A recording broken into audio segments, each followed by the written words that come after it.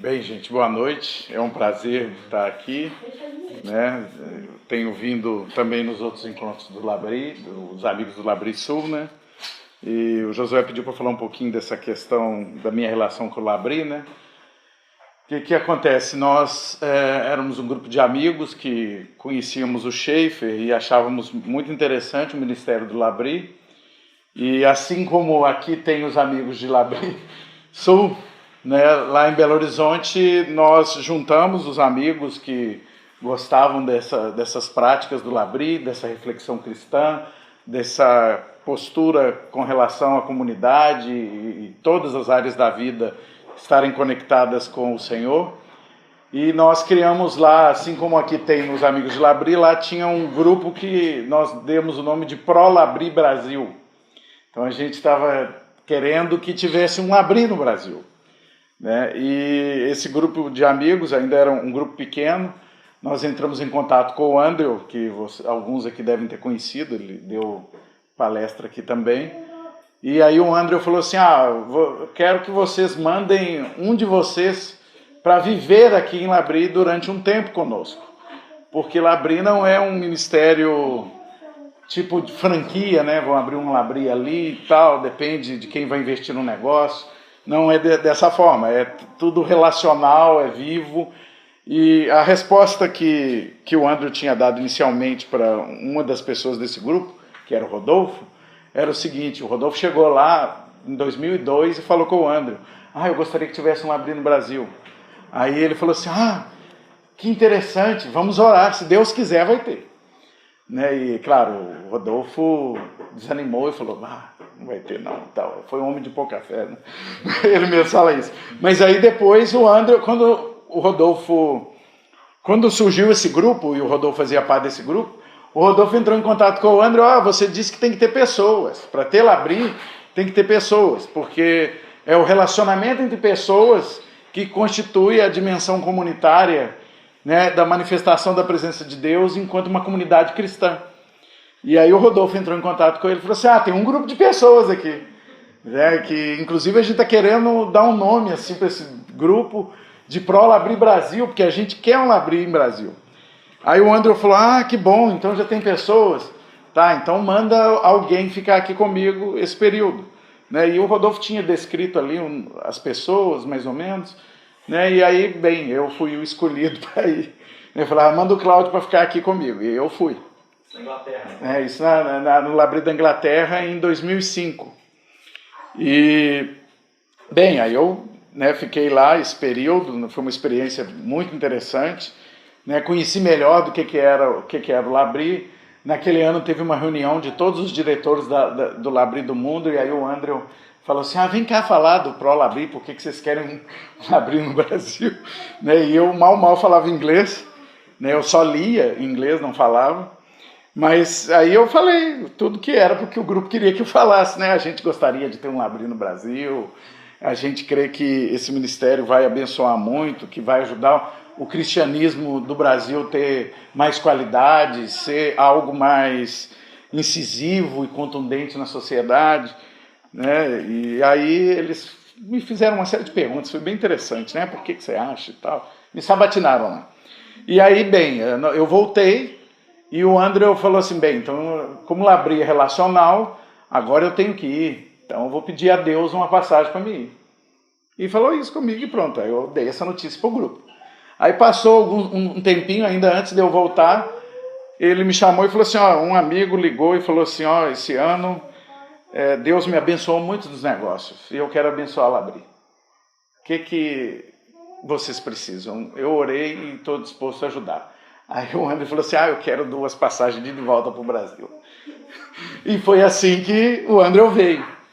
Então, o que acontece, gente? Essa reflexão que nós vamos fazer aqui está conectada diretamente com o Labri, na medida em que, antes de eu ir, nós fizemos uma reunião pensando sobre o cristianismo no Brasil, esse grupo de pessoas, que era mais do que esse grupo de amigos que era do Pro Labri, né? Aí já tinha mais gente, tinha o Maurício Cunha, não sei se vocês conhecem, ele é do Ministério CAD em Curitiba, eu acho que foi através dele que o Josué foi parar no Labri em Belo Horizonte, não foi?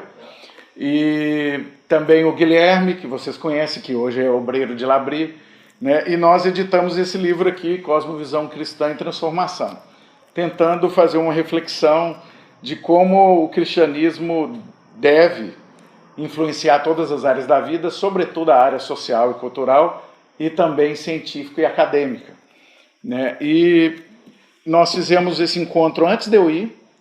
No outro ano, isso foi em junho de 2005, e aí eu fui em agosto para o Labri. Na volta, esse grupo que era o Pro Labri, mais esses outros amigos, né, o Guilherme, o Maurício, nós reformulamos o grupo e resolvemos, junto com o Andrew, que quando o Andrew viesse a gente ia fazer uma conferência. Uma conferência para fazer todas essas discussões que, como a gente fez essa aqui, resultou nesse livro. Quando o Andrew veio, saiu esse livro da conferência, que é o outro livro. Então, que o Andrew veio? O Andrew veio para conhecer as pessoas e também para falar um pouco sobre o que ele tem pensado, né, com relação à sociedade e essa questão do cristianismo. E o Andrew deu uma palestra sobre o narcisismo como cosmovisão dominante no mundo ocidental, né, mostrando como isso estava pregnado na cultura e o cristianismo deixava de ser relevante ou acabava sendo influenciado por essa cosmovisão diante dessa propagação. Nessa conferência, eu fiz sociologia, fiz mestrado em sociologia da cultura, e no meu mestrado eu estudei a cultura brasileira e a sexualidade na TV, que é esse livrinho aqui. E nessa conferência que o Andrew veio, a gente tinha que fazer algumas conexões e pensar a nossa realidade. Então, o que nós fizemos? O Andrew mostrou como o narcisismo estava influenciando, e no Brasil já é frequente uma discussão, e agora eu acredito que vai mudar um pouco, né, já que o Brasil está se desenvolvendo mais, tem essa questão econômica, apesar da crise. Na sociologia, os intelectuais têm tentado decifrar a identidade brasileira. E muitos deles até então concebiam que o Brasil não se modernizou porque ele era tradicional. Ele fazia parte de uma sociedade tradicional, né, e aí a modernidade não teria chegado aqui. E dentre vários autores da sociologia que fazem essa reflexão, né, alguns dizem que é porque nós não temos uma racionalidade instrumental, como o Ocidente tem, não temos disciplina e uma série de coisas, né, que são próprias da cultura brasileira, que é formada pela cultura do negro, do português, né, e do índio. Eu investigo um pouco da cultura brasileira e a ênfase que é dada na sexualidade na minha dissertação e tento fazer uma ponte com o que o Andrew está dizendo sobre o narcisismo, né, e acabou que deu certo, porque a gente conseguiu identificar alguns elementos. E é esse o meu objetivo hoje à noite aqui, compartilhar com vocês alguns desses elementos que a gente pode fazer com a leitura que o Andrew faz do narcisismo como cosmovisão dominante. Nesse livro aqui tem a explanação do Andrew sobre isso. E depois do capítulo do Andrew, isso é uma coletânea de artigos, né, o Guilherme escreveu, o Rodolfo, né, basicamente os mesmos autores desse livro aqui, só muda os organizadores, que a gente resolveu fazer um rodízio, né, desse trabalho, um conjunto que a gente estava fazendo. Então tem o Andrew, ele fala sobre a cosmovisão dominante e depois eu falo sobre como esse narcisismo enquanto cosmovisão dominante pode estar relacionado com a cultura brasileira, né? E aí, bem, eu não vou me aprofundar muito no que o Andrew fala, vou falar só alguns aspectos, né? Quem quiser aprofundar no Andrew pode depois né, ler o livro, e parto para a cultura brasileira.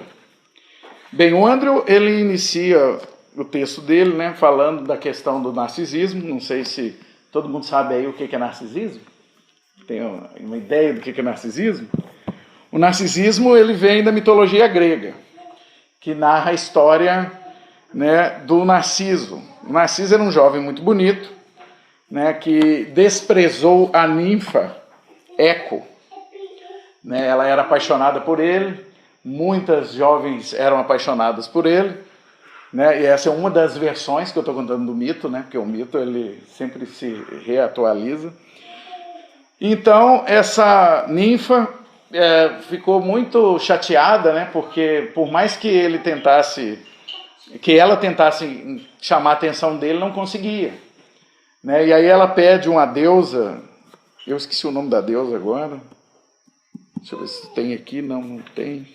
Ela pede uma deusa lá que ele devesse sofrer igual ela, porque não tinha o amor correspondido.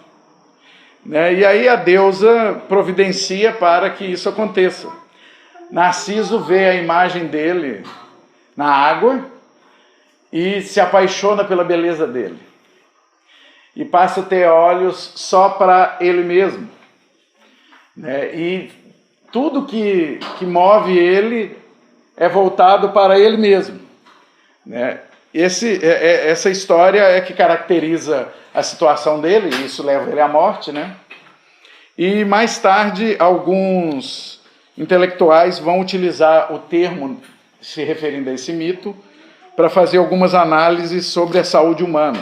Né? O primeiro deles é o Paul Naik, eu não sei se a pronúncia do sobrenome dele é essa mesmo. Ele introduz isso numa esfera psiquiátrica com um tipo de perversão, que é o amor pela própria imagem, né? Mas um amor em termos doentios. Mas o termo narcisismo fica mais conhecido com o Sigmund Freud. Quando Freud escreve as obras dele de psicanálise, né, e utiliza o termo para caracterizar também um processo mental que, segundo Freud, todos nós passamos durante a infância, que é caracterizado basicamente, bem resumidamente, pelo fato de a criança durante a infância ter olhos só para ela. E ela não consegue distinguir a mãe dela. Ela acha que é uma coisa só. Ou seja, que a mãe seria uma extensão, né, da própria criança. Porque a criança pauta tudo a partir dela própria. Bem, e é por isso que é mais conhecido o termo narcisismo. Outros sociólogos vão usar abordagens utilizando a psicanálise para fazer uma leitura da sociedade.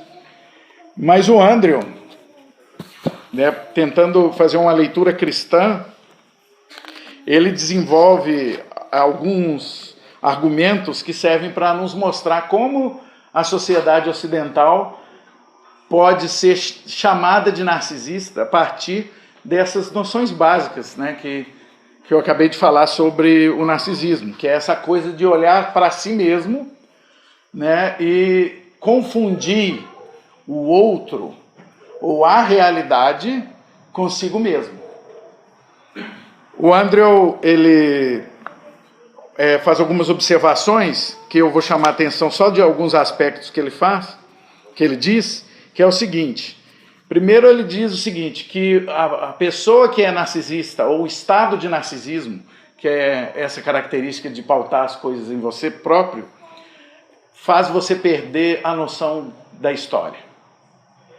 Porque o que está para além de ti não é considerado. Você não é inserido num contexto maior, porque os seus olhos são fitos em você mesmo. Nesse sentido, ele vai argumentar que muitos jovens que passam por L'Abri não conseguem verificar ou conceber a historicidade do cristianismo. Inclusive jovens que cresceram no cristianismo. Né? Não conseguem olhar para eles próprios como parte de uma história maior, que se inicia com o plano de Deus, quando ele cria o homem se perde no pecado, né? E Deus providencia o resgate do homem através de Jesus Cristo, que veio ao mundo, morreu pelos nossos pecados, subiu aos céus e vai voltar. Então, eles estão perdidos com um olhar que não tem história. E isso facilita, inclusive, algumas características que tanto os psicanalistas como os psiquiatras identificam nas pessoas consideradas narcisistas, que é a questão de confundir a realidade e não saber para onde está indo. Porque a vida perde um sentido. Né? O sentido da vida é ele mesmo, é ele ter casa, carro, dinheiro, satisfazer seu eu, seu próprio desejo, né? E ele vai virando escravo do seu próprio desejo com isso, mas ele não sabe para que ele vive, a não ser a partir dessa perspectiva, né? Que é viver para eu mesmo, bem parecido com o Narciso, né? Que estava apaixonado por ele mesmo e queria atender a demanda dessa paixão. Então, esse é um aspecto que o Andrew chama atenção, que é muito interessante. Mas o Andrew chama atenção também para a ciência moderna. E ele vai na base da epistemologia, né, que é a filosofia das ciências, lá em Descartes, quando Descartes fala, né, eu penso, logo existo. E aí Descartes inaugura uma das fases da ciência moderna, que é aquela do sujeito e objeto, mas o movimento de conhecimento dado pela razão está profundamente ligado com o eu do sujeito, que é o sujeito conhecedor que descobre as coisas sozinho. E aí o Andrew vai falar também sobre esse aspecto, né, de como você coloca Deus de fora. Porque se você consegue descobrir as coisas pela sua razão, né, e do ponto de vista cristão, esse é o problema com o iluminismo, né? Porque a razão vai ser a luz que vai iluminar para você conhecer as coisas. Bem, se você olhar do ponto de vista cristão, você vai descobrir que você é pecador, que você falha e que sua razão também falha. Então a razão, ela não pode ser essa luz que descobre todas as coisas. Ela descobre parcialmente, às vezes erra, né? E com relação às coisas espirituais, ela não descobre se Deus não te revelar. Então é um problema também que surge, né, na ciência moderna, que vai resultar na decadência da ciência mais para os dias de hoje, né? Se você olha para toda a ciência iluminista, né, e todo o desenvolvimento tecnológico, inclusive na era pré-industrial, e observa o que os seres humanos fazem com a ciência, inclusive com eles próprios. Vou narrar só um episódio, né?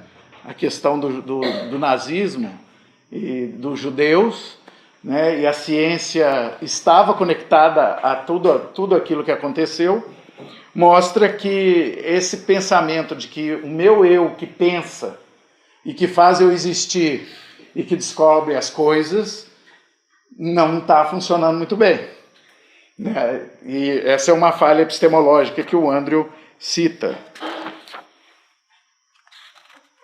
O Andrew fala também da arte e do aspecto da beleza, que também é atingido por isso, mas eu não vou deixar vocês curiosos, não vou entrar nessa questão.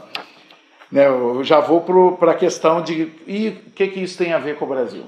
Se o Brasil é tradicional, e a discussão entre tradicional e moderna sociologia tem a ver com a noção de indivíduo, né, que até então não era considerada antes da modernidade. Tá dando para acompanhar, gente? Tá bom.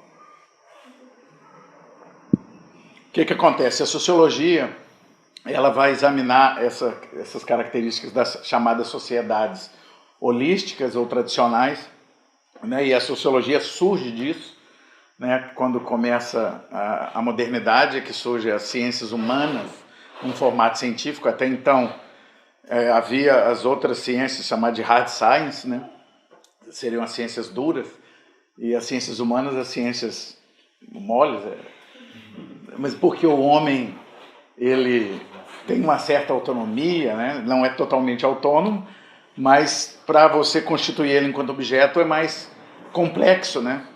Porque quando a ciência da natureza pega uma plantinha e coloca numa estufa e fica lá, né, vamos ver o que acontece com a planta, vou pôr esse produto, como uma planta reage, né?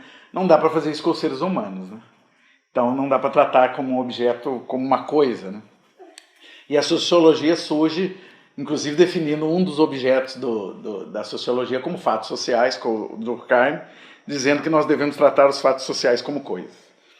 A sociologia, ela inclusive vai, diante de toda mudança que acontece na modernidade, fazer perguntas voltadas para a ruptura, né, que ocorre na entrada da modernidade, que é a da sociedade tradicional. Na sociedade tradicional, o conceito de indivíduo, essa concepção que a gente tem hoje, e que é clara para todo mundo, se falar o que é um indivíduo, nós sabemos, não existia. As coisas eram pautadas no grupo e na coletividade. Esse também é um aspecto que o Andrew bate na tecla quando ele faz a exposição dele. O caráter comunitário, ou essencialmente humano, né, que é essa questão das relações comunitárias e que está profundamente ligado com o cristianismo. O narcisismo, ele vai fazer uma quebra nisso. A sociologia olha para as sociedades tradicionais e vê que você era identificado pelo grupo. É por isso que é Jesus de Nazaré. Ele era de uma comunidade. Né? Ou Maria de Nazaré. E aí a gente vai descobrindo que existia uma referência de comunidade que começa a desaparecer quando entra a modernidade. Indivíduo significa não divisível. Então é único. Essa ideia de que você é único, indivisível, e realmente todos nós somos únicos, mas nós estamos em um contexto que tem história, como é a crítica que o Andrew faz, né, que tem um sentido, que não é um sentido dado pelo meu eu, que define esse sentido. Então, nas sociedades tradicionais havia esse laço comunitário. Lá não havia essa noção de indivíduo. Todos os sociólogos que começam a analisar a sociedade moderna vão dar ênfase nisso. Um deles, o Josué conhece muito bem, né? Que é o Anthony Giddens, que é um sociólogo que vai falar da reflexividade social, né? E que nossa sociedade é caracterizada por um movimento de que você sempre faz uma reflexividade e vai mudando concepções diversas, estou reduzindo bastante, né, do conhecimento que você tem. Né, ele fala das crenças e da fonte de conhecimento, é bem interessante um exemplo que ele dá, quando você pensa assim nas chaves do conhecimento. Né? Eu vou entrar no meu carro e vou para Canoas, né? Eu tenho uma expectativa de que o carro vai funcionar, né? Na verdade eu tenho uma crença, né, que é reelaborada várias vezes até a gente chegar nesse nível de que a tecnologia e a ciência vai poder me proporcionar a ida para Canoas rapidinho, né? Isso tudo voltado para uma reflexão do sujeito. E essa noção do sujeito que conhece e que passa a conhecer a partir do eu, vem da modernidade. Então, a sociologia, quando ela começa a estudar por que o Brasil não se desenvolveu como os países da Europa, e aí está fazendo uma análise comparativa, né, os sociólogos vão identificar algumas variáveis interessantes para poder justificar isso. Na verdade, gente, eu não quero que a gente fique olhando se a análise que eles fazem está correta ou não. Mas eu quero chamar a atenção para vocês de que a maneira como o Brasil funciona, apesar de não ser como a Europa, que é o primeiro mundo, né, também vai ter essa mesma característica do narcisismo, que é a autorreferência. A autorreferência é esse movimento que você faz de tudo o que você vai pensar, analisar, escolher e atribuir sentido, se dá a partir do seu eu, ou de você mesmo. Veja, há uma similaridade entre esse movimento de raciocínio e de referência para entender as coisas com o narcisismo. Não é esse caráter doentio de ficar apaixonado por si mesmo, mas acaba que o resultado é muito semelhante. Por quê? Porque tudo passa a ter sentido a partir da autorreferência. E é por isso que, quando a gente vai estudar o romantismo, né, nós vamos ver o romantismo alinhado com o individualismo. Porque, por exemplo, vamos pegar aí uma peça romântica, né, Romeu e Julieta. Né, as famílias eram inimigas, eram grupos sociais diferentes, mas o amor, eu tenho que gostar dela e ela tem que gostar de mim. Não interessa se são de grupos sociais diferentes. Não interessa se é de religião diferente. O que importa é eu dar vazão a essa minha paixão. Minha família não gosta dela, mas eu gosto. E o que importa é eu. Né? O romantismo tem uma ligação com essa noção de indivíduo por causa disso. Você vai fazer rupturas sociais para dar vazão à subjetividade, ao sujeito, ao seu eu. Quando os sociólogos estudam as sociedades tradicionais e as sociedades modernas, eles veem claramente que o paradigma tradicional, ele, nessa passagem, quando deixa de ser tradicional e passa para a sociedade moderna, há um enfraquecimento da integração social. Essa integração social, né, o indivíduo ele continua fazendo parte de um contexto, mas o mais importante não é isso. É ele mesmo, enquanto único, enquanto singular. Vou citar para vocês aqui uma parte de uma fala de um sociólogo da Universidade Livre de Amsterdã, que diz o seguinte, não é o Doivert. Ele diz o seguinte: o indivíduo já não é visto primariamente como parte de um todo. Seja qual for sua realização, seja qual for o papel que ele desempenha na sociedade, por seu caráter individual, ele tem agora o seu ponto de apoio dentro de si próprio. Fora da sociedade, o indivíduo deve agora identificar-se mediante referências aos traços que o distinguem dos outros, autopercepções e autoafirmações. Já não podem basear-se em posição social ou em posições coletivas. Essa ideia é que começa a predominar. E os sociólogos veem como um traço significativo essa questão do indivíduo, o desenvolvimento da sociedade moderna contemporânea.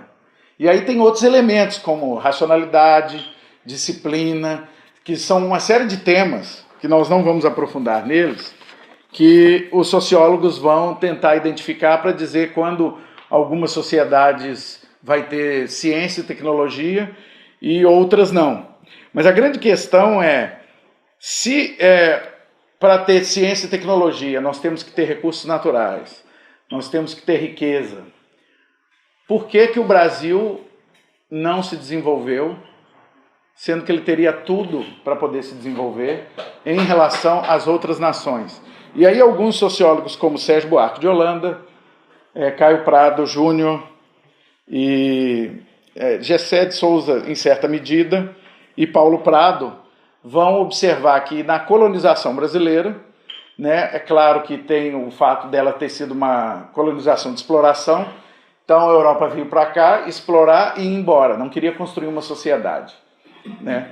Isso vai contribuir para o Brasil não se desenvolver, mas o que eu quero chamar a atenção para vocês é com relação à leitura que o Sérgio Buarque de Holanda faz, que ele identifica no Brasil uma característica chamada de neoportuguês, que é a maneira personalista de tratar as coisas. Inclusive no livro dele, Raízes do Brasil, é um livro famoso e fácil de vocês encontrarem, ele tem um capítulo que chama O Homem Cordial, que é o homem do coração, que é aquele homem que busca ter as relações amigáveis, né, e conduzir todas as áreas da vida dele a partir de um caráter afetivo.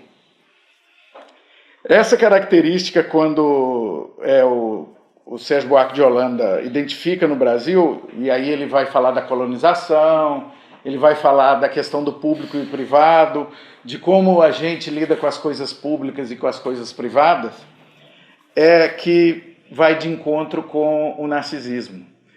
Ora, se o narcisismo é essa coisa de todo ser humano voltar para si mesmo, buscar realização da sua paixão, do seu próprio desejo, e, segundo os psiquiatras e psicólogos, você confunde o outro e a realidade com você mesmo, igual a criança, quando a gente olha para a obra de Sérgio Buarque de Holanda e vê ele falando como a política e a questão pública funciona no Brasil, a gente vê uma operação, é como se fosse um narcisismo político. Eu não chego a colocar isso na discussão, não, mas vindo aqui, retomando a discussão para conversar com vocês, eu fiquei pensando nisso, talvez seja um narcisismo político, que é essa coisa, esse hábito, né, que o brasileiro tem, por exemplo, de ter o jeitinho brasileiro.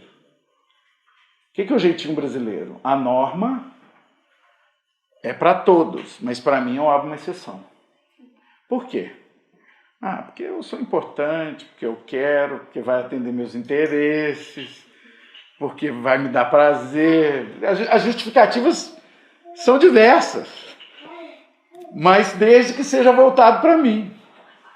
Não é só o jeitinho brasileiro. A maneira de gerir a máquina pública também. A partir do momento que você pega o Estado e começa a usar para fins pessoais, ou seja, não é para o bem público, mas para atender meu grupo ou para me enriquecer, você também está fazendo um movimento para o seu eu. Não é um movimento psicológico no sentido freudiano do termo, mas não deixa de ser uma ação que você usa como referência apenas a si próprio. E aí a gente vai identificando uma série de coisas que está na cultura brasileira, no hábito do brasileiro de se portar, né? Como, por exemplo, você falar com a pessoa o que vai agradar a ela, porque você tem outros interesses, né? Ou eu não quero deixar fulano chateado, né? Mas não é porque você realmente se preocupa com ele, não. É porque você se preocupa com você. Se ele ficar chateado contigo, ele não vai ter as ações que você quer que ele tenha a teu favor. Então você não vai chateá-lo. Já perceberam que tem um pouco disso? Ou eu não vou dizer isso porque eu tenho um outro interesse por detrás, e se eu dizer isso as pessoas vão ficar chateadas comigo e eu não vou fazer parte do grupo. Tá sempre o movimento é voltado a partir do eu. E o Andrew, na exposição dele, fala assim: o narcisismo faz que o indivíduo, confundindo o real e o outro com ele mesmo, saia da comunidade. A comunidade deixa de ser o foco. Ora, o cristianismo tem tudo a ver com a comunidade. E essa maneira do brasileiro de usar as questões públicas como se fossem patrimônio pessoal, né? Por exemplo, se eu sou prefeito, né, eu vou pagar as contas da minha casa com o dinheiro da prefeitura e vou guardar meu salário todo. Ou se eu vou ter que vir para Novo Hamburgo, eu venho com o carro da prefeitura. Ou se eu trabalho no escritório, eu vou imprimir meu trabalho de escola no escritório. Esse tipo de coisa é você voltar para o seu eu mesmo. E esse é o X da questão. Mas isso está no cotidiano. O Sérgio Buarque identifica isso na prática política. E qual a reflexão que eu gostaria de trazer para a gente fazer? Que é a questão do cristianismo. Né? O eu, a conclusão que a gente chega a partir do narcisismo é que tudo é voltado para o eu. Mas e o cristianismo? Como que ele fica nessa situação? Se você conduz sua vida sempre a partir do eu, você faz parte ou não da história da redenção? Esse é o primeiro aspecto. Para quem você vive? Para você ou para Deus? Essa é a primeira pergunta que o Andrew fala que o Ocidente tem que fazer, e que quando a gente olha para o cristianismo brasileiro, inclusive para as igrejas, a gente vê algumas semelhanças. Por exemplo, o seu chamado, né? Todo mundo fala, eu tenho um ministério, etc. O ministério é seu ou é de Deus? A obra de Deus ou é sua? A igreja de Jesus ou é nossa? De nós? Ou do meu grupo? Não vou dar nome, né? Mas em Belo Horizonte tinha uma igreja muito famosa, muito rica. Tem muito tempo que eu não escuto falar dela. Que era assim, Igreja XYZ, um ministério de JJ Jameson. Claro, mudei os nomes aqui, né? Mas o subtítulo da igreja era um ministério de pastor fulano de tal. E ele foi eleito deputado federal e depois o filho dele deputado estadual. Pensando nisso, eu fico pensando assim, tá, a obra ali é de Jesus ou é do cara? Tem a ver com esse movimento do eu. E aí vem alguns outros pontos que tem a ver com a comunidade cristã, né? O Andrew, quando ele analisa, ele fala assim, a dimensão comunitária desaparece. Ah, mas isso não vai acontecer no Brasil. Por quê? Porque o Brasil tem uma dimensão comunitária mais forte do que o primeiro mundo. Principalmente nas camadas pobres, sem instrução. Mas mesmo assim, os ricos também têm uma dimensão comunitária se você comparar com o isolamento individual que acontece na Europa. Bem, no Brasil, apesar disso ser real, né, e a dimensão comunitária ser mais forte, por causa da nossa história, por causa de uma série de coisas específicas da cultura, né, a igreja, ela está perdendo, e é essa conclusão que a gente chega, essa dimensão comunitária. Um elemento que a gente pode ver, por exemplo, é a ênfase no crescimento numérico. Quando você tem uma comunidade religiosa que tem muita gente, você padroniza as relações. E geralmente quem define quem vai ser padronizado ou não é um grupo que tem o poder. Tem um autor que é muito próximo do Labrie, ele é um cientista social, não sei se o Josué conhece, é o Os Guinness. Ele escreve um livro que se chama, ele não tem em português, né? E eu acho que é por causa do título que ele não foi traduzido, que é Jantando com o Diabo. A mega igreja flerta com a modernidade. Já deu para saber por que não foi traduzido, né? Talvez não ia ser muito vendido. Ele chama atenção para uma grande adoção de técnicas e métodos de administração, de psicologia, né, sendo utilizado na igreja para a expansão do reino de Deus. Quem decidiu fazer isso na vida da igreja? Foi Deus. Foi Deus que deu o parâmetro de como devem ser os cultos. Quem que está guiando os parâmetros? Como deve ser uma comunidade cristã? O relacionamento entre os irmãos. Se, por exemplo, a gente passa a ter uma postura cristã de que eu vou ler a Bíblia, mas aquela parte que me traz alívio. Então eu vou ler bastante, né? Vinde a mim todos que estão cansados e oprimidos e eu vos aliviarei. Né? Mas e aquela parte que diz, medita na palavra de Deus dia e noite, socorre teu próximo. Esses aspectos começam a aparecer, né? Porque o estudo da Bíblia, o discipulado, a vida comunitária, a pregação expositiva e a oração cheia do Espírito Santo começa a ser deixado de lado. Então parece que há uma modernização, sim, mas não no sentido de um desenvolvimento tecnológico ou industrial, mas no sentido desse movimento do eu para o indivíduo. Por quê? Porque os cultos passam a ser intimistas, desequilibradamente subjetivo e associado a uma vinculação externa com a realidade de tendência narcisista. É por isso que, quando você liga a televisão, você vê falando em bênçãos o tempo todo, em ficar rico. Por quê? Porque o eu gosta disso. E o mundo está dizendo isso. E o propósito da vida das pessoas é esse. A igreja é a sobra. Eu vou na igreja se tiver tempo. Mas é mais importante a minha família, minhas horas extras, meu carro e coisas que vão satisfazer o eu.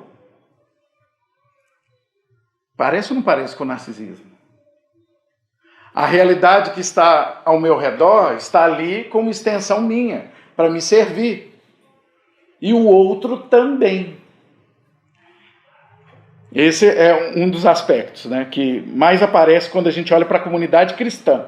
Você vê que a gente foi caminhando e fazendo cortes até chegar na comunidade cristã, que é esse o objetivo de nós, como cristãos, amarmos a Deus com toda a mente, com todo o entendimento e querer ter uma vida genuinamente cristã. Isso são as características do culto, né? O culto começa a ser tomado pela postura narcisista. Por isso que o pastor, muitas das vezes, não vai fazer um sermão falando sobre pecado. Porque o povo vai ficar incomodado, né? Esse cara apontando o dedo para mim. Culto chato, né? Em vez de eu sair aqui revigorado, para que a gente vai no culto? Para mim ter um alívio. Sentir um prazer enorme de estar no culto. Eu não vou lá para louvar o Senhor coletivamente, solenemente. Eu vou lá para me sentir melhor. Se eu não sentir melhor, para que eu vou na igreja? Não é assim? A gente não tem que ir na igreja para sentir bem? Ou não? Esse é um ponto bem contundente, mas que pouco é falado. Outra coisa, confusão identitária com relação ao outro, né? Porque já que você trata a realidade como extensão de você mesmo, você vai tratar o outro também. O narcisismo, ele, com sua ênfase no eu, em si próprio, é tão grande que distorce a relação com o outro e com a realidade. Esse trecho eu até grifei. O outro e a realidade são percebidos como extensão de si próprio. Daí a preocupação excessiva com o outro como alguém disponível para atender meus interesses pessoais. Há uma crise de identidade nesse sentido, né? O ser brasileiro, né, que se manifesta diferentemente com o sincretismo religioso, com a democracia racial e com a mestiçagem, é utilizado pelos sociólogos para poder dizer por que o Brasil é peculiar. Mas apesar do Brasil ser peculiar nessas dimensões, todas elas não conseguem fazer frente a esse movimento narcisista, que o Andrew identifica na Europa, né? O Sérgio Buarque de Holanda vê essa característica narcisista, identifica, quer dizer, ele não fala que é narcisista, ninguém está falando sou eu. Ele vê isso no homem cordial quando o indivíduo público passa a usar as coisas para ele mesmo, né? E as igrejas são utilizadas para quê? Quando o profissional converte, ele já vai direto para o ministério para servir a igreja? Ou ele vai ser discipulado para aprender a ser discípulo de Jesus? Mas o cara é economista, cara. Ele tem que ir lá para o nosso conselho de tesouraria. Acabou de converter. Essa é uma dimensão crítica que é polêmica. Que é assim, como a igreja age. Ela vai agir pautada em si própria. Vão eleger Josué para defender a igreja dele. Lucas, para defender a igreja de Canoas. E atender a um corporativismo da igreja, como se ela fosse o centro, e pior, a liderança vai conduzir conforme a visão que Deus deu para o cristianismo ou para o líder. Como que deve ser isso? Às vezes a gente não percebe isso. Não, irmãos, nosso caminho é esse aqui, ó. E nosso foco é esse. Deus me revelou. Não revelou para você, né? Mas você vai ser submisso a mim e nós vamos seguir esse caminho. Né? Mas o que você vai decidir fazer com o dinheiro da igreja? O pastor que decide. No caso da igreja presbiteriana tem lá um conselho, eu acho que outras igrejas também têm. Só que o conselho atende só o que o pastor quer. Não é um movimento narcisista? E o caráter comunitário? De vida com Deus. Não, cada um tem sua vida com Deus. Cada um lê sua Bíblia na sua casa. Cada um ora na sua casa. Aqui a gente reúne para escutar uma palavra de ânimo, para aguentar fazer essas coisas durante a semana. E a igreja começa a agir com visões que devem ser de influência, Mas até no movimento coletivo, e aí é que é interessante, isso é muito interessante, que é o fato de, por exemplo, nós cristãos devemos influenciar na política? Devemos. Bem, então nós vamos influenciar na política. Bem, é claro que a gente tem que estar lá, né, na produção legislativa e nas esferas de poder. Né? Então a gente vai eleger fulano, porque fulano vai defender os nossos interesses. E não porque eu tenho um projeto político que se preocupa com cristãos e não cristãos. Essa atitude de ter um projeto que é para defender os crentes, ela é uma atitude cristã ou ela é narcisista? Também tem muita relação com a prática brasileira, né? Porque no Brasil, vocês estão vendo aí, não precisa de falar dos escândalos recentes, né? Estão usando a Petrobras, estão usando lá as Forças Armadas, etc., né? E aquilo é porque o líder lá tem tal interesse. Será que as igrejas também fazem isso? Voltado para si própria? Eu não estou falando que a igreja não deva se defender, não estou falando que a igreja não deva pregar o que ela crê, mas para a igreja poder fazer um movimento de ir e influenciar, ela tem que estar com a visão completa. Ela não pode estar com a atitude narcisista voltada para o seu eu. E é por isso que talvez seja tão difícil para a ciência também ter uma influência, o cristão ter uma influência relevante. Porque eu chego lá, e aí eu vou falar da minha experiência pessoal, né? Contar para vocês meu pecado. Eu cheguei lá para fazer mestrado e tudo que tinha a ver com o cristianismo, eu era criticado. Então, falei, vou usar os caras lá, secular mesmo e tal, porque o importante é eu ter o título de mestre. E pronto. Mas na medida que eu fui fazendo a dissertação, eu fui ficando em crise com isso, né? E fui buscando outros elementos. E, claro, eu não podia expressar e mostrar todas as evidências, porque senão eles iam me reprovar. Mas eu poderia descobrir coisas e usar essas coisas que eu estava descobrindo cientificamente para fazer uma crítica social relevante do ponto de vista cristão. E isso deu para fazer. Né? A banca também me pegou e criticou e etc. Né? Mas a tentação, por exemplo, de ir para um projeto que já estava dado, e dali eu fazia um mestrado, depois pulava para o doutorado e já ia fazer estágio no exterior e etc., foi muito grande. Por quê? Porque esse movimento do eu em primeiro lugar é muito forte, inclusive em nós cristãos também. Daí porque muitas vezes os sermões, em geral, muitas vezes eles têm que ter um elemento de alívio para poder atender essa necessidade dos irmãos que estão na igreja. Daí porque os ministérios, e aí já caminhando para o fim, né? Tem muita coisa para falar, gente, mas deixa eu ver, como é que está meu tempo aqui, Josué? Está chegando, né? É uma outra questão que é a questão do ministério. Né? Que é essa que eu já mencionei aqui. O ministério é meu ou é de Deus? Quem que faz as coisas acontecer no ministério? É Deus ou eu que faço? E aí é o seguinte, nós temos que dividir a igreja porque nós temos 2 pastores, né? E o pastor fulano está falando para ir para a direita. E o outro está falando para ir para a esquerda. Mas ele é que é o pastor. A igreja é dele. Eu já ouvi isso, gente. Não prega isso na minha igreja, não. Você prega em outra. Na minha, não. Porque aqui quem decide que vai pregar sou eu. Aí o líder do Ministério de Louvor também. Quem decide qual música sou eu. Tá, existe uma questão de quem sabe mais e quem sabe menos. Eu estou falando de projetos pessoais.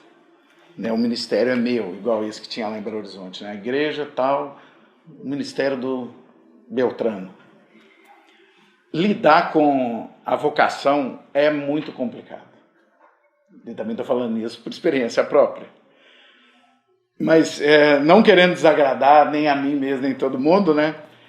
O projeto de Deus ele pode até abençoar a gente, mas ele não abre espaço para o nosso narcisismo.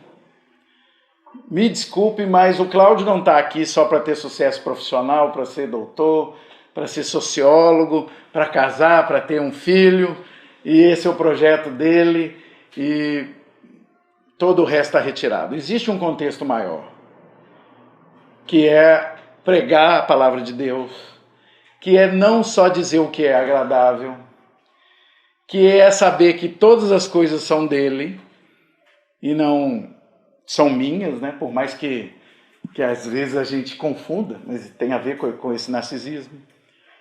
Que você tem que fazer diferença lá fora, só ir para a igreja, cantar, ouvir aquela palavra de refrigério e cantar aquele louvor gostoso e voltar para sua casa e continuar fazendo tudo do jeito que você pensa que deve fazer, também não é o projeto de Deus.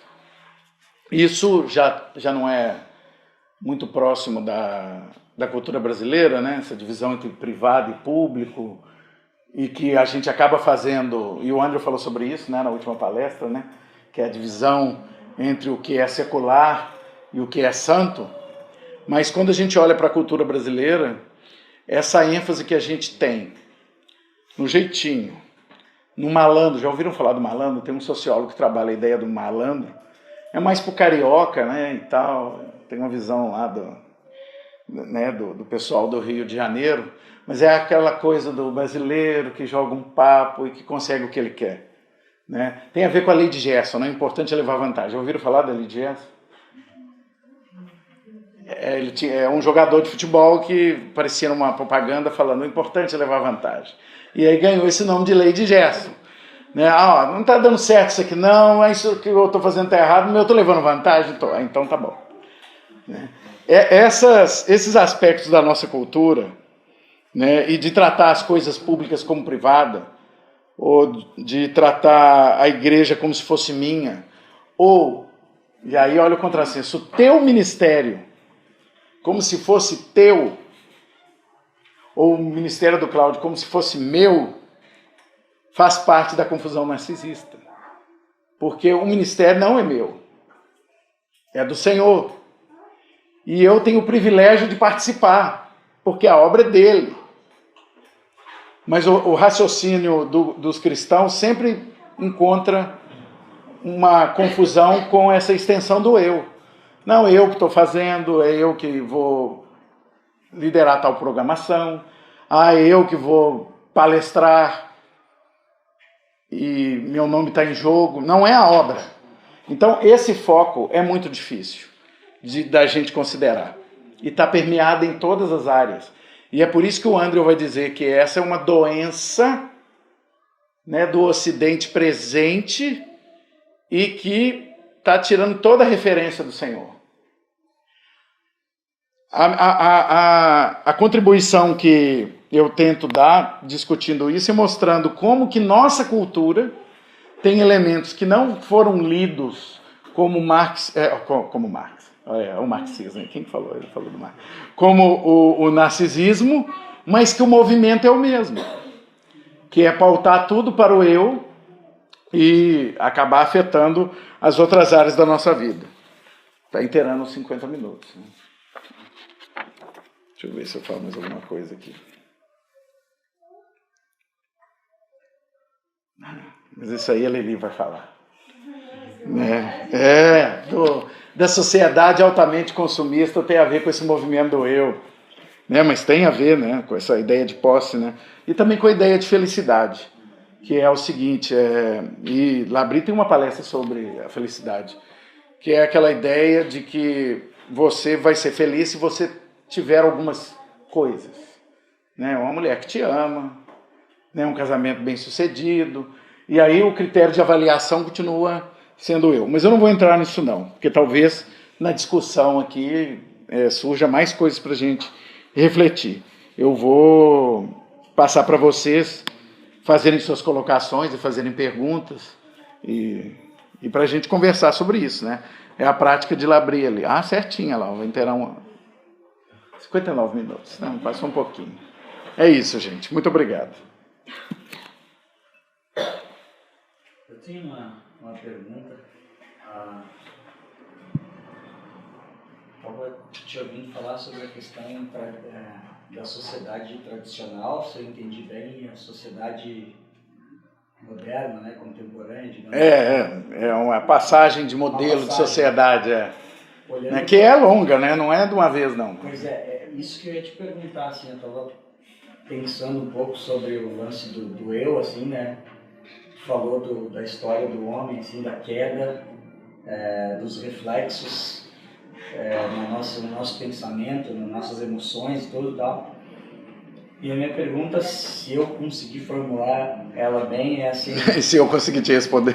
Tu não acha que o movimento de tradicional e moderno, digamos assim, mas vou até trocar, o movimento de ser mais pluralista, mais sociedade e mais individual, vem ao longo da história mais como uma sanfona, tipo assim, dependendo da cultura e da sociedade.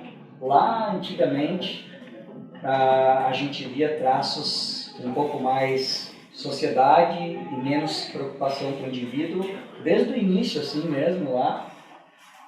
Mas você acha que isso oscila durante...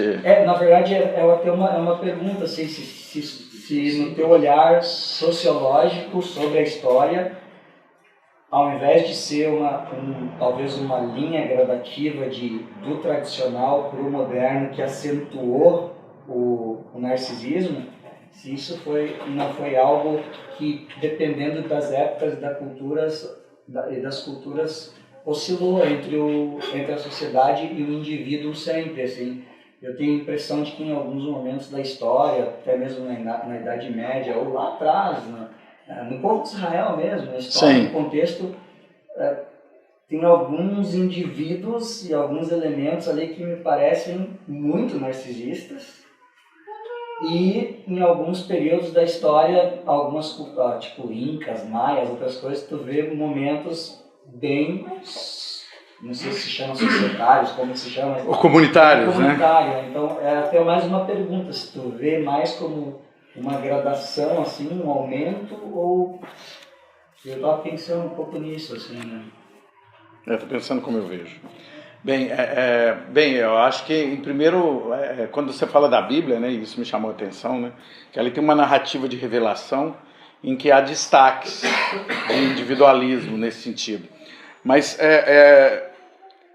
a grande questão não é se tem hora que os indivíduos se destacam ou a comunidade ganha mais importância. É uma hegemonia, a leitura é em cima de uma hegemonia, de uma postura que prevalece atualmente e que a gente não vê que está prevalecendo. Nesse sentido de que parece que nos domina, mas eu não acho que eu estou sendo dominado por uma perspectiva narcisista. Eu acho que sou eu. Entendeu? Que é uma escolha deliberada, assim. Eu estou fazendo porque é assim mesmo, é o certo, eu tenho que isso é consciente. Então, e essa também foi a intenção do Andrew, quando você percebe, se afasta para olhar, você vê que está tudo com esse movimento, ou todas as coisas caminham para esse movimento. Né? Então, primeiro seria isso. Não é que o indivíduo não poderia ter destaque, né? Porque a gente sabe que tinha, até na sociedade tradicional, mas era muito relacionado com o papel social. E é por isso que ainda não é indivíduo. Né? Por exemplo, Moisés, ele estava fazendo um papel de profeta.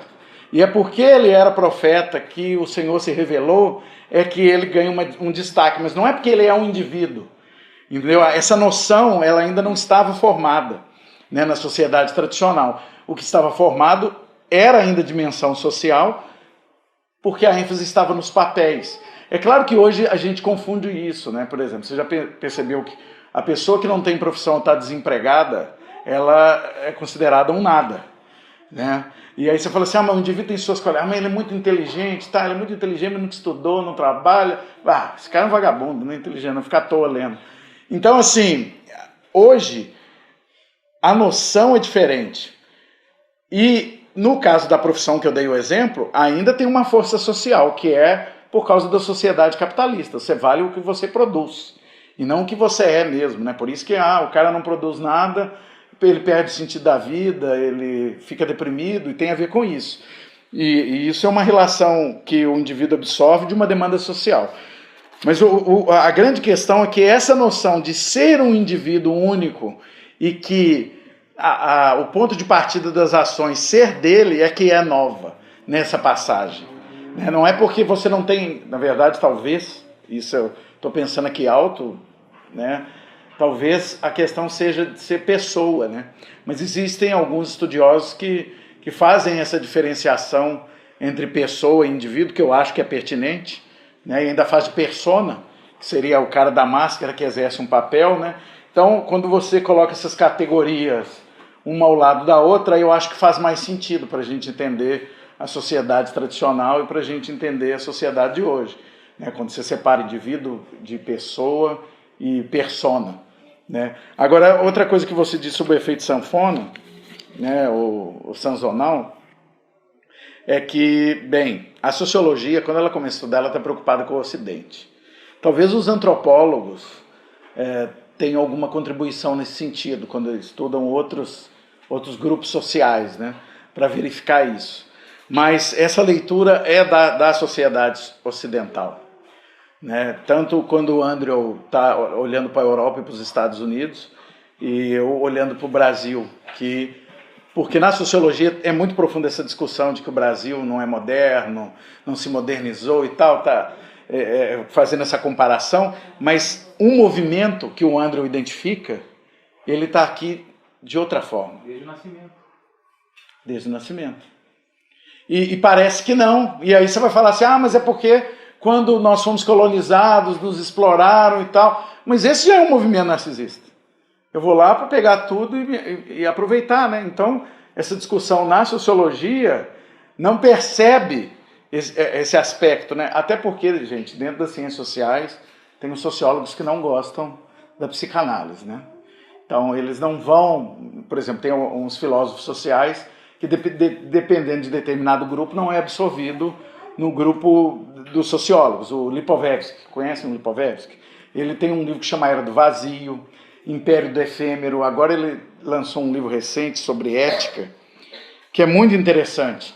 Ele faz uma leitura social e também usa da psicanálise. Então conheço professores de sociologia que não querem nem saber da análise dele, né? Porque não, é por causa do marxismo também, né? Ele está tentando ler a cultura e o marxista está querendo olhar para a economia. O Andrew, na leitura dele, faz uma diferença entre o indivíduo econômico e o narcisista. Eu não entrei nisso porque eu não estava dando a palestra do Andrew. Mas o indivíduo econômico e narcisista, eles têm diferença, apesar de serem complementares quando você olha para o consumo, né? Mas eu não tenho notícias assim de outras sociedades. A leitura é sobre a sociedade ocidental e o Brasil participando dessa imersão, né? Apesar de ser peculiar, do brasileiro ser diferente e tudo mais. Não sei se respondi também a sua pergunta, né? Acho que a gente mais conversou, né? Eu queria só participar desse mesmo debate, porque eu achei super interessante a pergunta do... Como é o nome? Ed. Muito interessante. Porque eu fiquei pensando assim, quando você estava falando sobre o conceito de narcisismo, me vinha à mente o tempo todo o conceito de pecado. O que do Éden. O que é o pecado? O pecado é querer ser igual a Deus. E cada um hoje na sociedade moderna é um deusinho, porque cada um tem a sua liberdade para exercer o que quiser, sobre quem quiser e custe o que custar. Então, parece que sim, narcisismo está desde Adão e Eva. Se a gente vai para essa noção aí, com certeza. Então, o que me parece estar diferente entre sociedade tradicional e sociedade moderna? O que mudou? Me parece que mudou o apego, mudou o sistema. Parece que hoje é legal ser narcisista. Tá todo mundo te empurrando para ser. Olha, seja você mesmo, se descubra, explore. E antigamente não. Antigamente não, você não pode fazer isso porque você tem que se colocar no seu lugarzinho. Então tinha um apelo contrário. Não explore porque existe limite. E Sim. Hoje o apelo é, explore porque limites não há. Ou seja, esses aspectos dos regulamentos sociais, eles ainda tinham força, né, na sociedade tradicional. E agora na nossa, a regra é o contrário. Por isso que falou, importante é sentir prazer. Quer dizer, não interessa as regras, as normas, as limitações. Por isso a distinção entre tradicional e moderno, porque tradicional é a tradição ditava. Hoje, o moderno, qual é a diferença? Que não importa a tradição, não importa o que tem atrás de mim. Importa que eu, a partir de hoje, vou olhar para frente e vou fazer assim, como quiser. Tava vendo uma propaganda, olha que interessante, onde é que isso chegou? Propaganda de absorvente. Que não me lembro qual é a marca agora. Mas é uma mulher andando assim, e aí a propaganda fala: vamos ensinar agora as regras de não ser surpresa agora com problemas de menstruação. Ande sempre com calças escuras. Não cuide onde sente. De 5 em 5 minutos dê uma olhadinha para ver se está tudo bem. Fazendo essa crítica. E dizendo assim: agora use o nosso produto, porque você vai escolher as suas próprias regras. Essa é a expressão que me chocou. Escolha as suas próprias regras. Quer dizer... Não vai precisar mais de usar calça escura, nem dar uma olhadinha. Quer dizer, nesse aspecto você é seu próprio Deus. Quanto a isso, você faz o que você bem quiser. Agora, quanto ao resto, explore. É o Just Do It da Nike. Não importa o que está acontecendo, não importa o que os outros vão pensar, simplesmente faça. Então, parece que o que mudou de antigamente para a sociedade moderna é a legitimação. Hoje é legal. O apelo é, seja assim, descubra-se, seja narcisista. Hedonismo, né? Talvez justamente a quebra que tu falou sobre a sociedade, o conceito de sociedade segurava, digamos assim, o narcisismo ali do Éden, segurava na própria estrutura essas manifestações. E quando se pula de sociedade para indivíduo, como tu falou, que já não tem mais esse vínculo, então ele vai à nona potência. O narcisismo é liberto para ser como... E o mais interessante é que, com o Gugu falando isso, né, estou pensando aqui, né, porque essa noção de indivíduo surge na modernidade.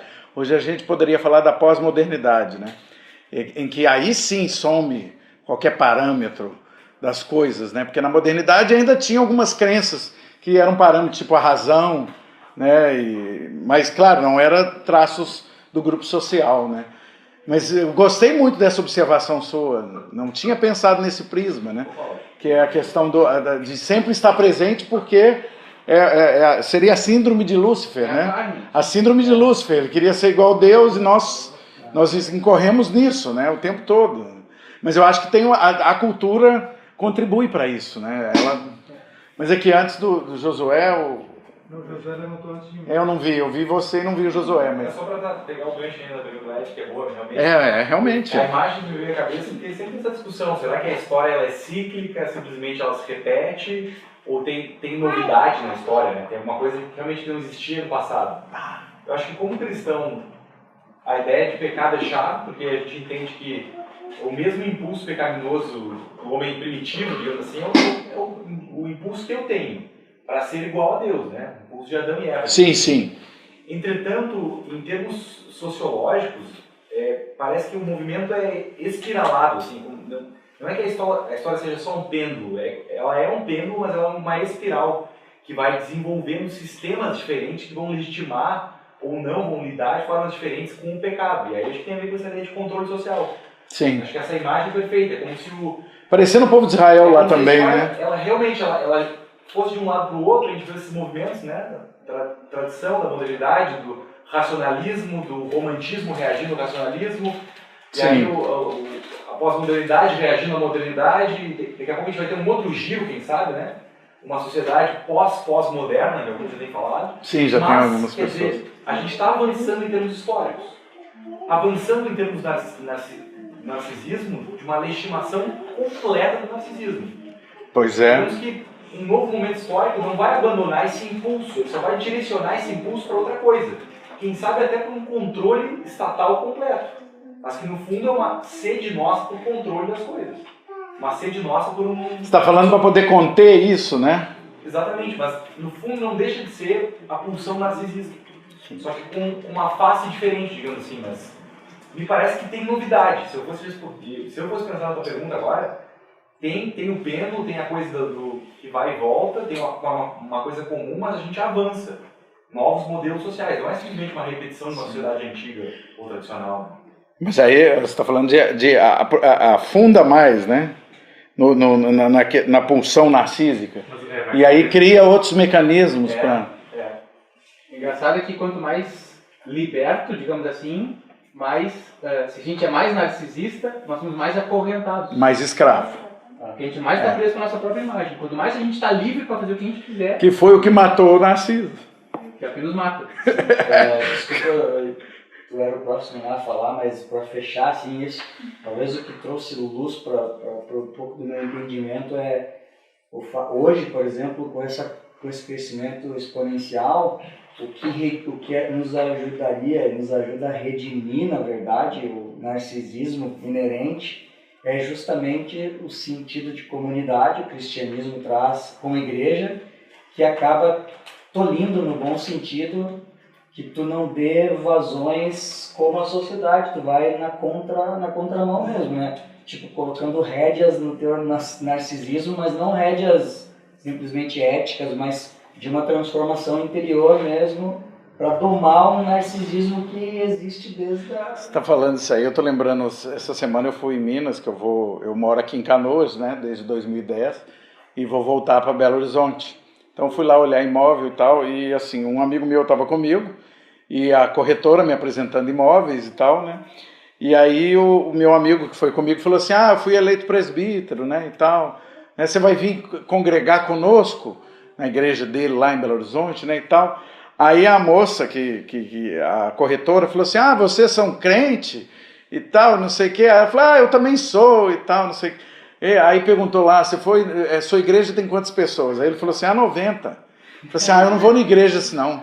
Não vou na igreja assim não, porque a igreja assim é muito ruim, eu gosto de ir na igreja e ninguém vê que eu estava lá.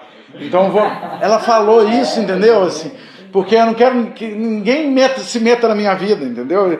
Foi muito interessante assim, o discurso dela, porque ela falou assim, eu gosto de igreja que eu passo desapercebido. Aí você fala assim, ela gosta de ser ninguém? Não, ela está sendo a oportunidade de ser o eu dela. Interessante isso, né? Bem, enfim, só para comentar quando você falou que o aspecto comunitário nos ajuda, né? E eu acho que é isso mesmo, né? Mas se você não quiser, essa que é a questão, né? Mas como é que é seu nome? É Daniel. Daniel. A exposição foi muito boa, assim, acredito que os apontamentos também. A gente pede para falar e demora, a gente quer falar sobre o que cada um falou, né?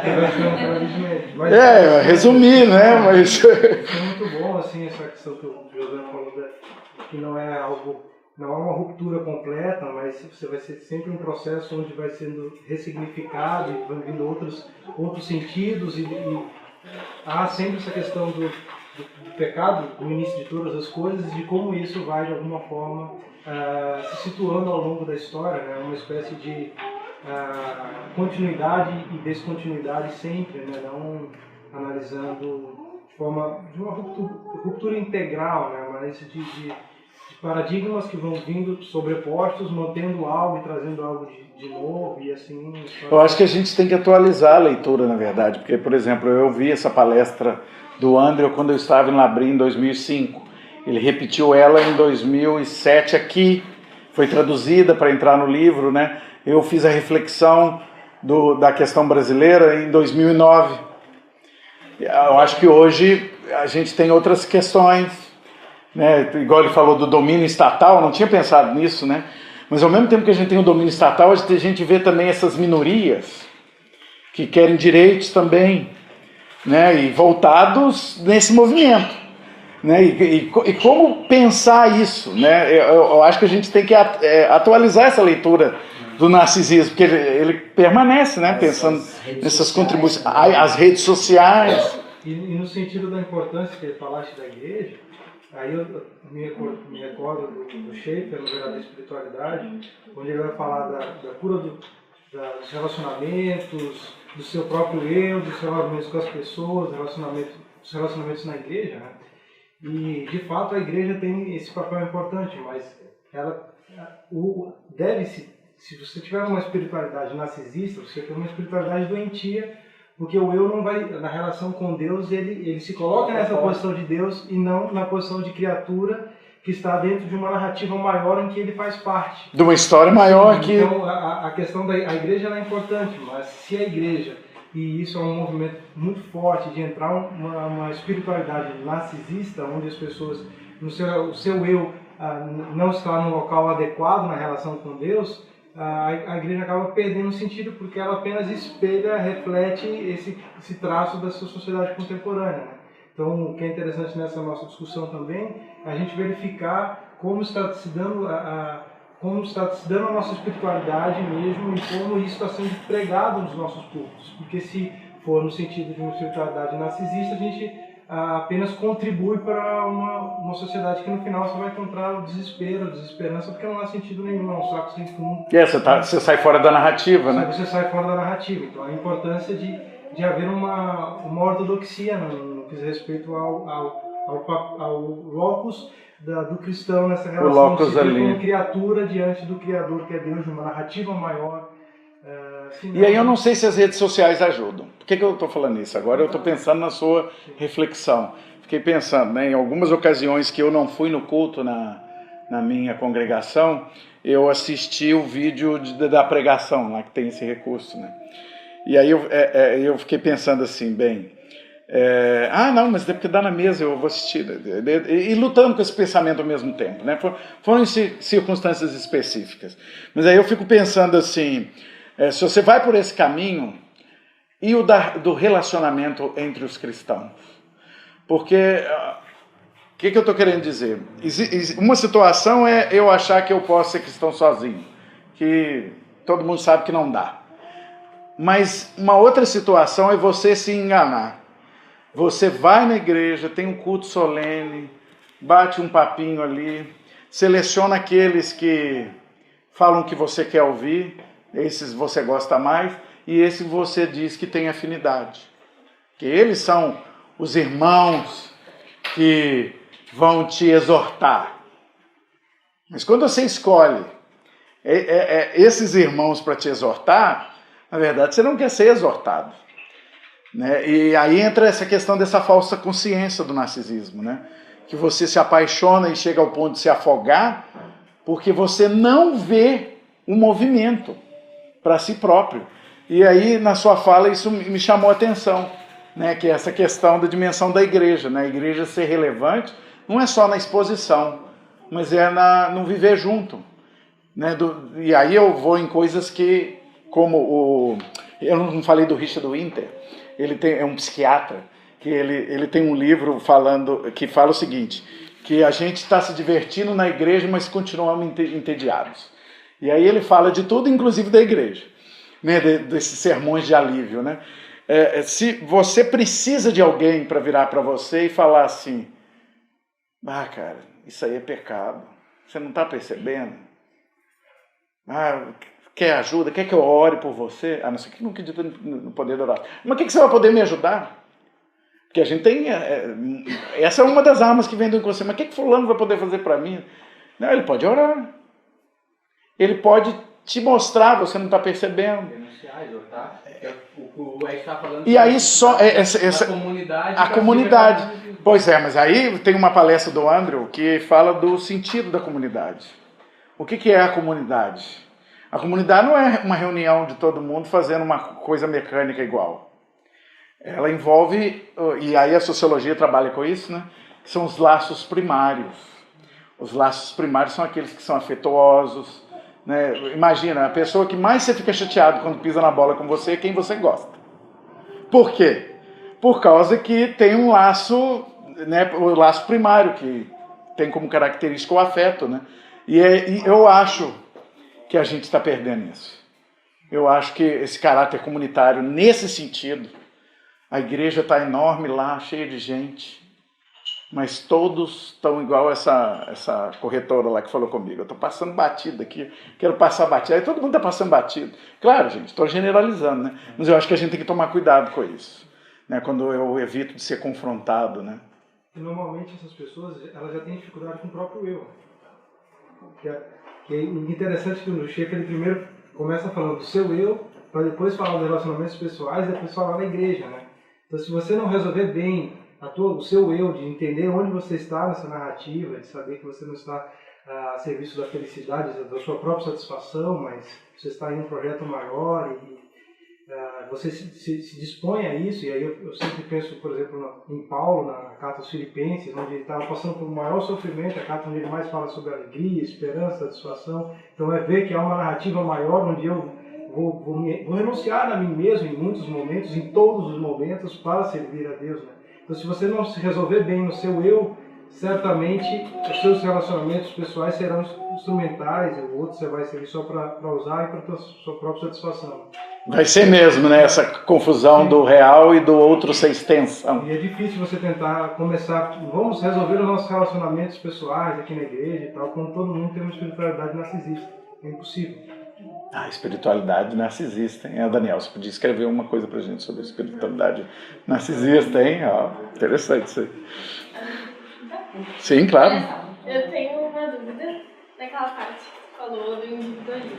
Olha só. Eu vi um vídeo muito bom que eu esqueci qual é aquele conservador que mostrou. Dennis Prager. Isso. E ele estava falando sobre quanto maior o governo, menor o indivíduo. Isso é um fato. Mas ele estava falando que a nossa benevolência diminui, o nosso caráter diminui, as nossas liberdades diminuem, tudo diminui. E o caráter diminui porque a gente cria um egoísmo muito, muito forte, porque a gente espera que alguém faça alguma coisa pela gente.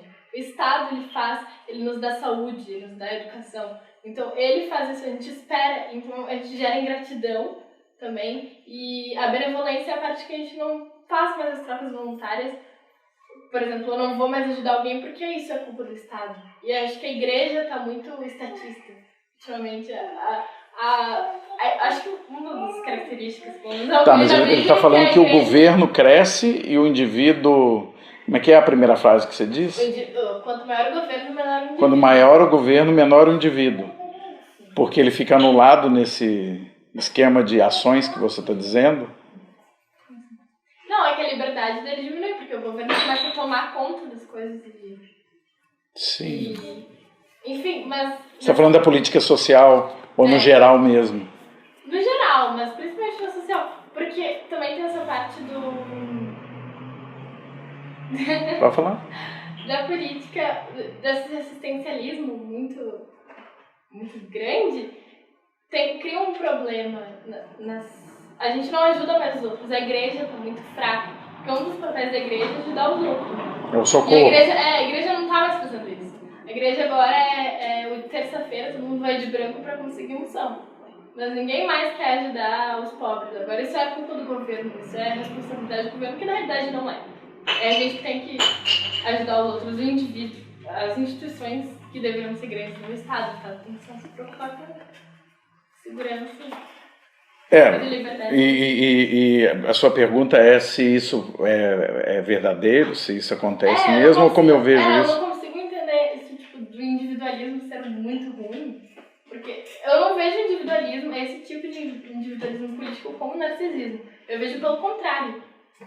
Porque ele abre uma porta para coletividade. Eu não sei se eu entendi bem o que você está falando, Carol. Mas assim... Eu vou fazer uma defesa do individualismo, dizendo que o individualismo proporciona também, em algum aspecto, um sentido coletivo. Andando nesse mesmo viés, eu queria assim, fazer uma colocação. Da mesma maneira como uma revolução emocional trouxe um benefício, em certa forma. Não sei se sobre isso mesmo foi falado nas conversas anteriores. O Guilherme falou da revolução afetiva, né? Isso, a revolução afetiva, desculpa. Tá, então, da mesma forma, como houve uma influência até em certa maneira positiva, sendo que tem muita coisa que destrói, da mesma maneira será que não há nenhuma pista, nenhuma grama digamos, de ponto positivo em certo amor a si mesmo, porque um próprio mandamento diz, ama a Deus, mas a teu próximo como a ti mesmo. Quer dizer, há uma grama, pelo menos, também de um amor a ti mesmo que te faz digno. E eu acho que mais ou menos essa é a ideia também.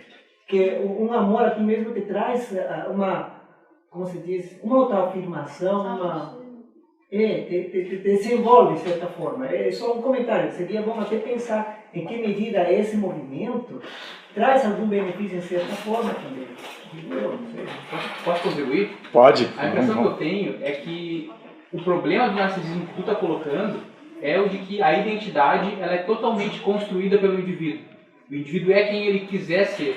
Não tem nenhuma referência externa ao indivíduo que lhe dá a sua identidade, que lhe diz quem ele deve ser e como ele deve se portar. O indivíduo é livre para tudo. Então, na verdade, ele É autoconstrução. ele é o próprio Deus. A diferença do mandamento que Deus nos dá para amar o próximo como a nós mesmos se deve ao fato de que o nosso amor por nós mesmos é devido pelo fato de nós termos imagem de Deus. Não porque nós temos nossa própria imagem. Nós devemos nos amar porque nós refletimos quem Deus é. Então a nossa identidade é externa a nós mesmos. O que nós amamos não é o meu indivíduo. O que nós amamos é o que Deus me dá. Então a diferença é que o narciso ele é autoconstruído. Ele é totalmente si, totalmente self. Mas é isso mesmo. E a necessidade, o individualismo bom, vamos dizer assim, ele é possível quando a gente percebe que o meu indivíduo, quem eu sou, é dádiva, é recebido por Deus. Ou seja, você resgata o que é humano, né? Tem um livro lá do povo do Labri que chama Sendo Humano, que é o seguinte: o propósito de Deus é que nós sejamos humanos. E o que é ser humano? E tem a ver com essa questão de ser imagem e semelhança de Deus. Então não é uma autorreferência, é uma referência indireta a Deus, se você for pensar, né? Aí nesse sentido, uma ditadura da comunidade é prejudicial, com certeza, porque você atomiza as relações, né? Então acho que tem a ver com isso. Aí nesse sentido... Não há narcisismo. né? Mas também não o indivíduo ali, enquanto um ser que não é só o puro social. O grande problema é o desequilíbrio, né? É o desequilíbrio. Eu acho que tem a ver com isso. Muito, às vezes, quando é muito coletivo, às vezes se dividem em coletivos e daí formam as minorias. Pois é, mas eu gostei do que o Gugu falou, foi o seguinte: não é você não ter identidade. O problema é onde se fundamenta a identidade. Mas que, o Julio também disse isso, né? Amar a si mesmo tendo uma identidade, quem você é, sobre você mesmo, não pautando tudo que existe a partir desse próprio, né? Mas eu não sei, aqui o Roberto levantou e o Lucas, e eu não sei quem está primeiro. Então, rapidamente, eu só ia colocar em cima do que foi colocado. Eu acho que tem um erro inicial de interpretação que é talvez o primeiro mandamento. A gente está falando de um dos mandamentos, que é amar o próximo, a gente se esquece do primeiro, que é o maior. Eu acho que para tu praticar o primeiro, tu tem que conhecer, tá, muito próximo, né? Conhecendo Deus e seus propósitos. Porque é aí que a gente vai se conhecer, né? Amar ao próximo como a ti mesmo vai também dessa falta de verdade, né? Em alguns momentos que tu colocou e justificou e concordo contigo, dessa relação meio falsa, né? Eu só vou no que a mim me interessa, o que está bom para mim, mas eu não vou ser, às vezes até sendo narcisista, eu igual não vou ser sincero o suficiente, porque eu fico em dúvida, será que, né, eu não usei de empatia suficiente para ver se o Gugu, eu dando alguma opinião para o Gugu de mudança, ele vai satisfazer na realidade o que eu estou pensando. Sim. Eu acho que no fundo é que eu não estou pautando todo esse meu entendimento no que é a primeira coisa, porque se a gente olhar, né, tudo que ele fez, tudo que ele realizou lá em Gênesis, né, começando pelo que já colocou do princípio, né, e a gente ter essa igualdade a ele nos dá a oportunidade de ser colaborador dentro dessa obra dele, né? A gente coloca o narcisismo daí sim, porque a gente começa a achar que nós é que somos os donos da coisa. Né? Mas não está tão próximo do que ele. Eu acho que quanto mais próximo dele, mais tu vai saber fazer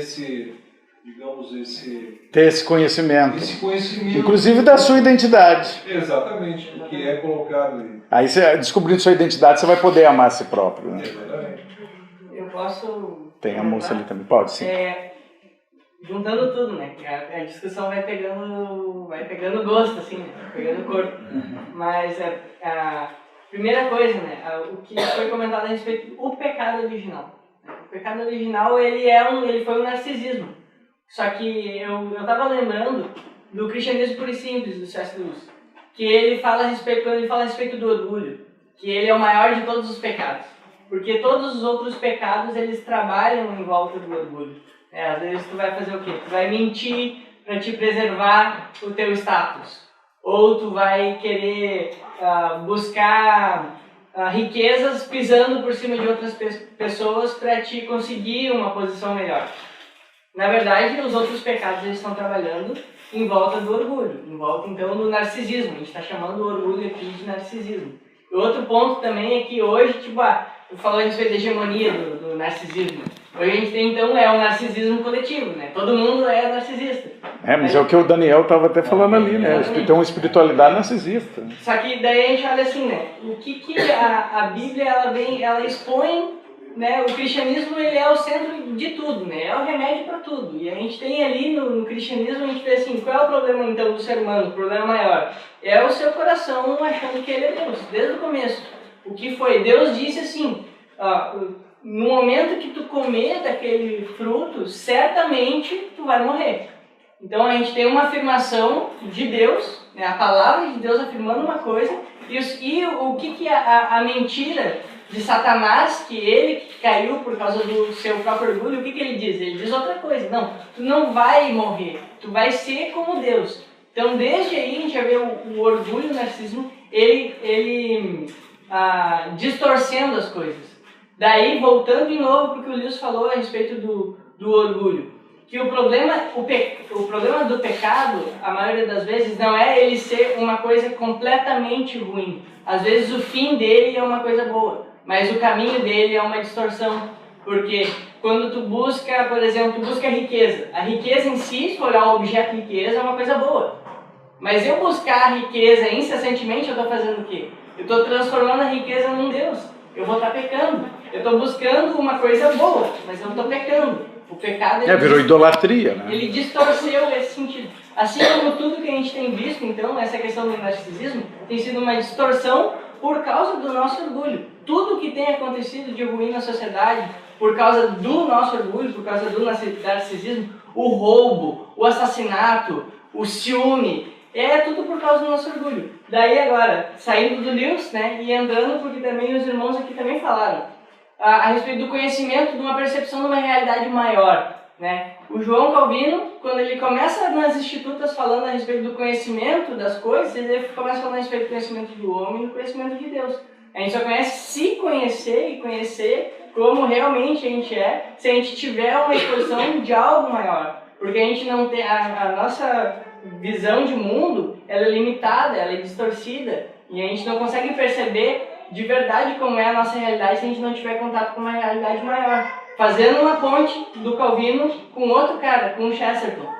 E ele fala a respeito disso, ele diz assim, e ele coloca todo mundo no saco dos lunáticos, assim, no exemplo que ele está citando no começo do livro dele lá, na Ortodoxia. Que ele diz que um lunático, ele não é capaz de chegar para um outro lunático e dar o diagnóstico.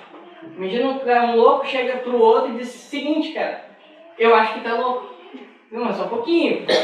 Eu também é louco, não tem como ele dar o diagnóstico. É a mesma coisa um cego chegar para um cego e dizer, cara, tu é cego. Mas como é que tu sabe que eu sou cego? Não tem como. É a mesma coisa o ser humano diante da sua podridão, diante do seu orgulho, diante do seu pecado. Ele não é capaz de identificar os seus próprios problemas, os seus próprios erros e sair consertando as coisas, se afastando do seu orgulho, se afastando do narcisismo. A única maneira que tem do ser humano ele se afastar disso é ele olhar para onde? Ele olhar para a cruz, onde tudo foi exposto para a gente. Onde a gente encontra que as doutrinas reformadas, por exemplo, falam a respeito da depravação total do homem. A depravação total é um fato bíblico. E a gente vê que o cristianismo, para consertar a coisa em todo, no geral, ele vai lá no centro do problema e ele inverte. Tu não vai mais ser orgulhoso, tu vai inverter agora. Agora tudo que tu tem de orgulho, tu vai colocar agora pro teu próximo. Tu vai fazer por ti o que tu faria tu vai fazer pro próximo o que tu faria por ti. É uma misericórdia também de Deus, né? Sabendo que nós somos, que o nosso coração é tão voltado para si, que ele fala, agora tu vai fazer isso pro próximo. Tu vai entender bem o que é isso, então. Tu vai ter que olhar para si, tu vai ter que amar o próximo como a si mesmo. Então, acho que agora é o momento que tu vai conseguir entender isso bem.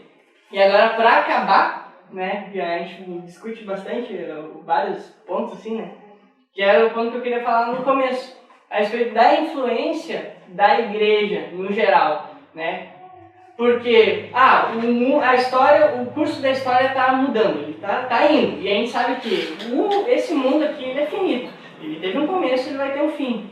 E quando a gente olha porque a Escritura fala a respeito do fim, tá certo que existem N visões de escatológicas, onde a gente vai ter 1000 anos, ou não vai ter 1000 anos, vai ser um período muito grande de tempo.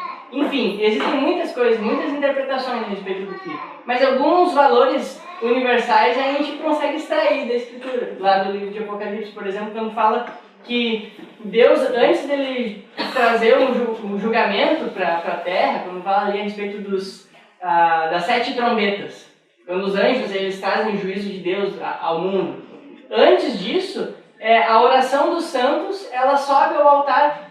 A intercessão dos santos, ela sobe ao altar. E depois que sobe naquela fumaça, do meio da fumaça vem o julgamento para o mundo. Ou seja, o julgamento não deixou de acontecer. Mas, de alguma forma, a intercessão da igreja, a maneira como a igreja se coloca diante desse problema, influencia a ação de Deus também no julgamento do mundo. É uma coisa muito... Não que a soberania de Deus seja colocada na mão da igreja, isso não é fato.